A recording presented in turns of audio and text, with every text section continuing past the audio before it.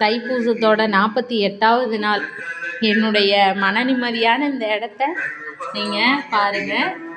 எங்கே பார்த்தாலும் எனக்கு அவர் வேணுங்கிறதுக்காகவே நான் என்னையை சுற்றி எல்லா இடத்துலையுமே எங்கெல்லாம் வைக்க முடியுமோ அங்கெல்லாம் என் ஐயனை வச்சுருக்கேன்.